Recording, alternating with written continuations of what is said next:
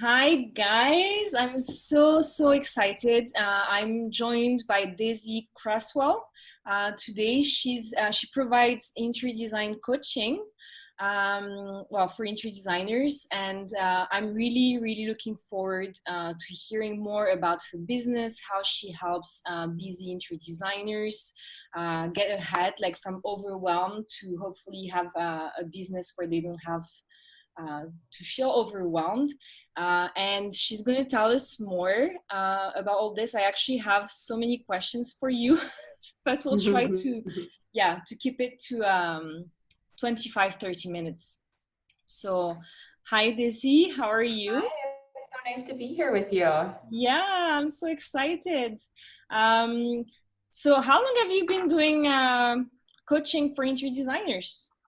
I've been doing the coaching part of it for a couple of years now. And prior to that, I was an interior designer myself and was in practice for, I had my own residential design firm for about 8 years. And then prior to that, I worked in commercial interior design, doing hotels and restaurants and large commercial spaces. So I've been in the industry for a long time, and now I've really taken everything I've learned as a practicing interior designer and blended it with life coaching, where I was certified through the life coach school a couple of years ago, and blending all of that strategy and mindset to work with my clients. So, where are you based in the United States? I'm in Minneapolis, Yeah, which is and in Minnesota. okay, yeah, that's In the why Midwest. we're just Midwest. I've never been. I've seen so many cities in the U.S., but I've never been there. So maybe one day I'll come to visit. Oh, that would But be fun. yeah, Don't come in winter though.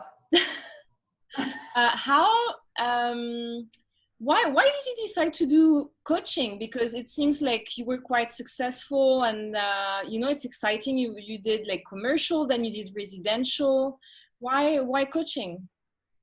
It was kind of an evolution, a personal evolution, and really, it all started really way back in my commercial days. Kind of this knowing that what I initially thought my trajectory would be was not actually what I wanted. Seeing my bosses working and their roles of like what I would grow into was not necessarily what I realized I wanted long term. And then I, started my own business, and really the impetus for that was we kind of wanted to start a family in the next few years, and I wanted that flexibility and freedom and the ability to kind of control my own income. And that was the start of it. But what I ended up doing was, yes, I was very successful with my design practice, and had some great clients, had great projects, and had a lot of fun doing it. But I also found that I was just kind of working myself to the bone and on this constant spin of, never enough time, too much stress. Like it just felt so overwhelming. And So it feels like you're describing me. yes, exactly. Yeah. And I think it's so common with interior designers. And, we had a couple of kids in there. I ended up hiring my own first coach because I was just feeling so conflicted over, like, I really want to work. I want to grow my business, but I also want to be there for my family. And I feel like I can't do both. And that was really like the first step into coaching that I had. And my coach really started to help me see that, like, I had so much more possibility than even I could realize. And like getting really solutions focused on how I could create what I want, as opposed to spending all that time thinking about how it's not working and how it's not what I want. And so really I wanted to be that person for the other interior designers that I wish I could have hired. And that's really when I decided to pursue getting my certification with the life coach school and really blending everything that I had learned, because I I didn't really believe even know that. there was a school for that.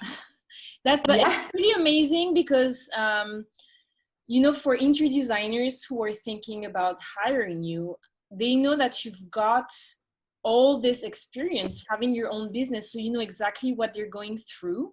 And then Mm-hmm. it's actually quite funny that you hired a coach because you were feeling overwhelmed and you didn't know how to have this balance between work and private life.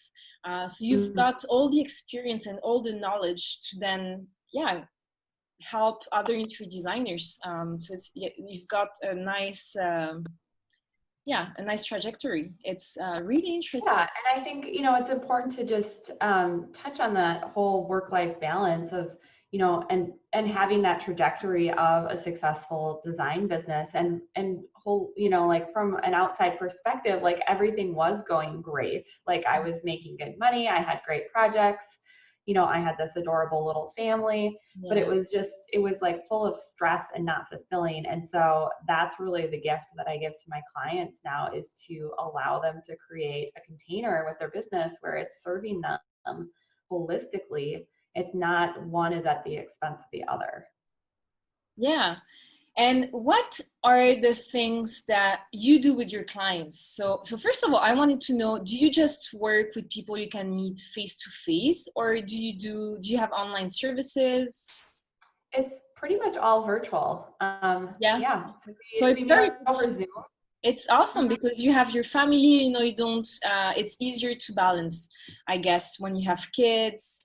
And what do you do with your clients? What kind of help do you provide them to feel less overwhelmed and be more, I guess you do a lot, I've seen on your Instagram, you do a lot with time management, Mhm. productivity, and yeah, so you can, Yeah. So, I mean, it's really customized to whatever the client's goals are. We all kind of have our own things that we need to work on. And so, for some clients, it's really just setting income goals. That becomes like a really big turning point in their business, and then helping them set up, measurable steps and kind of get them out of their own way too about the whole charging process. Because the designers that I work with are really talented. They've been in business for a while, and they are not getting paid necessarily for what their worth is, their work is worth, or just even how much they're working. So like that's something that we work on. A lot of it is self-confidence that we work on building, which is really a skill that you are able to develop and learn. So we do a lot with that. And of course, the time management and productivity. And I really look at it from a place of what are your priorities and Mhm. how are you spending your time, and how can you use those priorities then as a filter for making decisions in your day-to-day actions. And really also, I find another big thing with that is creating focus. Because as creatives, we have so many ideas, and we want to kind of we want to be like creatively free, but really that is to our own detriment. And so creating a way for you to really have some flexibility, but also not have that be derailing your day and your business. Because oftentimes we tell ourselves, well, I want to be creative and I want to have all this freedom because that feels good to me. But it really doesn't feel good because Yeah. it causes you all of this stress. So it's multifaceted, and really at the beginning of any coaching partnership, we're taking a look at what that client's main priorities are for what they want to achieve during the coaching relationship, and then setting the course for it. Yeah, because I think when we start a business, it all sounds, oh, I'm going to be designing all day, but you soon realize that, and I think you've talked about this recently on Instagram. Um, you're a CEO of a company. You're not just a technician, so you've got Yes. to understand your role. And yeah, I thought it was really interesting because we tend to just want to do the fun stuff, but we forget that this company is not going to work if we don't do the important stuff. Mm-hmm. Yeah. And ultimately, that CEO work is going to bring you to that next level in your business, getting you the projects that you want and getting you the income that you want. And I think that's why I was so intrigued by what you do, because you have, again, the background in interior design. And really, you're allowing people to step out of that technician role as soon as they're able to, so that they can spend more time on the CEO role. Because otherwise, I mean, we could spend all day doing drafting and writing up spec sheets and placing orders and doing all that Yeah. stuff, And but you can't ultimately really grow. that's not. Hmm? You can't really grow because there's only so much that you can do yourself. Um, Yes. and the idea is for you to grow at some point so you can take on more projects, more clients, and have a successful business. And Mm. it's really what I saw. It's a little bit like I was an interior designer, and then I saw a need for it because I started working, instead of doing projects for like private clients, I had more clients who were architects and interior designers. And I thought, well, there's a real need for it. It means that they have different backgrounds as well. Some were from like bigger like companies, and others were working by themselves. But I noticed that for a reason or another reason, like they just had they just needed help to get ahead.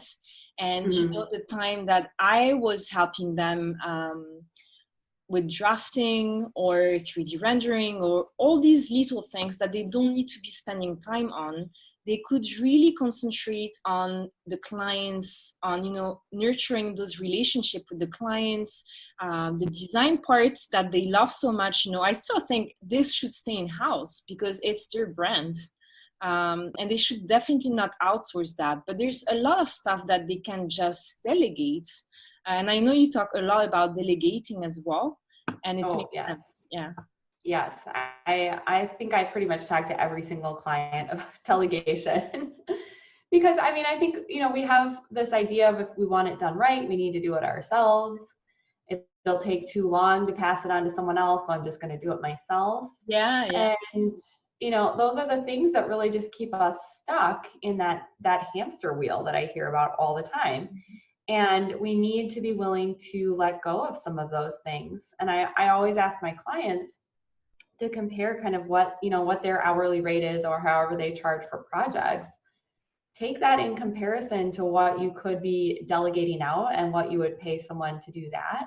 Like, that's really where your income potential comes from, because now you've got that hour free. You're spending way less to have someone else draft a plan, and you could be out going and networking and getting in front of your ideal client, yeah, or a builder, and building those relationships. Because really, I mean, that in my opinion is the best way to do business, is through relationships, whether it be with your existing clients, their friends, people in the industry. That's where you really should be spending your time. yeah, definitely. Like I have a different model, but I know that building relationships is fundamental for my business. And Mm-hmm. I completely understand people. I mean, designers, we're all perfectionists, so we want like everything to be done perfectly. We're scared that if we outsource it to someone else, it's not going to be done right. But I think once you find, you may have to do some tasks, but once you find the person who does a great job, who you can trust to give to hand the work back on time, then it's just a matter of do you prefer to spend half an hour briefing that person to do something that is going to take you 8-9 hours more maybe. um Yeah. they've got to really Yeah. think about all of this. And I know that for a long time it was the same. I didn't want to delegate because I was scared that it was not going to be done right, but you just need to find the right person, I guess. Yeah, and I think, just to touch on that a little bit more, I think the other really important component of finding the right person is also doing the prep work, which does take a little bit of time, but to understand what your system is and how you want it done and why you want it done a certain way. Yeah. And that's something that I work a lot with my clients on, is because oftentimes they feel like they don't have any systems Mm, because it's all just in their head. And when we aren't clear ourselves on how we want to do things or what the process is for doing things, then there's no way for us to really expect someone else to be some kind of mind reader or figure out our problem that we haven't solved for ourselves.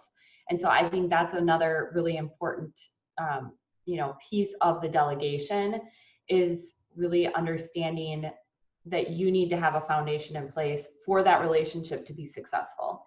as opposed to trying to just throw it at someone else and say, like, figure this out for me. But it's really interesting, actually, this having systems, it's really important. And I saw you're starting group coaching soon. Mm-hmm. Yeah. Can you tell us more? And also, is it something that you're going to teach them in this group? I don't remember how long it lasts, but what are you going to teach them? Yep. So the name of the program is Out of Overwhelm, and it's a 3-month group coaching program. It's going to be an intimate group of interior designers. Mm-hmm. And it's going to be a combination of some teaching by me and then group coaching.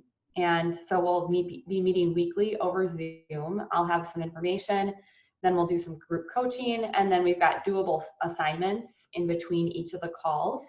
And you also do get a little bit of one-on-one time with me. So we're going to be talking about all of the aspects of getting yourself out of overwhelm so that you're feeling less stressed and being more productive and enjoying your day a whole lot more.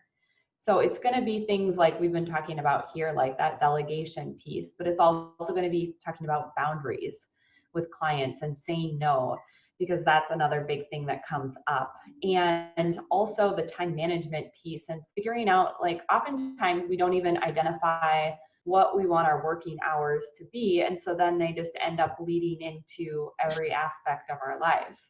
Yeah. So I can see did I strike a chord there? Yeah, I mean, I'm not gonna lie, sometimes I work and it's midnight. I'm like, what happens? And it's very difficult. Yeah, it's difficult because when you don't have systems and when you don't sit down and actually think about all these things, you just, and I totally feel what you're saying, because sometimes I just feel, gosh, the days are going so fast and I feel like I haven't done anything. And I feel like my days are not structured. I would probably benefit from your coaching. So we're going to be talking about a variety of topics, and they are all ones that consistently need to be addressed when I have a client that just is feeling overwhelmed and stressed. And really my goal and intention with the group is at the end of the 3 months, you are going to be feeling more fulfilled with your work, less stressed, and you're going to be more profitable, because that's what I see with all of my clients. They're wanting to get out of this exhaustive mental state, which is beneficial in itself, but it also translates to your bottom line, because when you're not spinning in all of these different emotional states, or even just like lack of focus and dibble dabbling in all these activities, it really ends up impacting your business from a financial perspective positively as well. So and I did want to mention with the scheduling piece, I have a free download on my website. It's www.desicreswell.com/daily planner. And that'll give you, I'll link as well. Oh yeah, that'd be great. Yeah. But that will give you a little bit of a taste of some of the scheduling and how I blend the mindset work really into the more strategy and tactical pieces of getting out of overwhelm. So I highly suggest you can download that, and anyone who's watching this, it's really helpful. It's a system that I use, and honestly, taking the time to do it is going to just save you hours of time in your week. And then if you compound that through the rest of your business life, I mean, it's going to save you so much time. I can imagine, because you've got 1 or 2 kids? 2. Mm-hmm. Okay, you've got 2 kids. I don't have kids. I honestly don't understand how you manage to juggle your business and the kids. So maybe do you have like a couple productivity tips or time management tips that would be, helpful for, obviously, for people who are not necessarily gonna do the coaching, but maybe helpful? Yeah, no, I think it's important to tackle it from both sides, because one is the mindset component of this, right? Of like, how do I want to be thinking and feeling about my day? Because I get a lot done in a day, and I don't feel overwhelmed doing it. So I think, and I used to, and so I know exactly where my clients were. And so that is really what I want to just even put out there as a possibility for people to see, that you can do a lot during the day. You can accomplish your goals and get a lot achieved. and you don't have to feel horrible doing it. So I just want to, that is a possibility. And, one of the things is I hope I can be an example of what that possibility is for my clients. From a tactical standpoint, it's really important to plan, right? So, and it goes back to that focus and constraint of like, what are my priorities in my business? So if your priorities are generating 2 new, full scale remodels in the next 2 months, like all of your activities that you need to be planning, or not all of them, but like a good chunk of them need to be directed at reaching that goal, not like updating your website necessarily, like, or like tweaking your logo one last time. So I feel like you're talking to me directly. It's true. So there's that, and then just planning, and this is really what that daily planner download shows you too, is like figuring out what those key tasks are. And then what I like to do is I like to schedule my time for results. So like I'll have my day planned out of like from 10 to 11, I'm going to write this newsletter, get it uploaded into MailChimp. And by the end of that hour, I will have a newsletter that is set to go out next Monday, when my Monday Mindset newsletter always goes out. So like, what is the end result you're going to achieve within that time? And then blocking that out for your day. So that way, like exactly what you have to do. So you're not showing up to the computer and you're like, okay, well, I've got 4 hours free. I could do this, I could do that. So that planning ahead of time and the decisions ahead of time are gonna really increase your productivity. And the worst thing is when I sit down on my computer and actually have so many things I want to do, and I start one thing, then go do something else, and then I come back to the first thing. And at the end of the day, none of those 2 tasks have been like completed. Yeah. And then it just creates that cycle. It's like you create that evidence for yourself. See, I don't have enough time. See, I can't get everything done.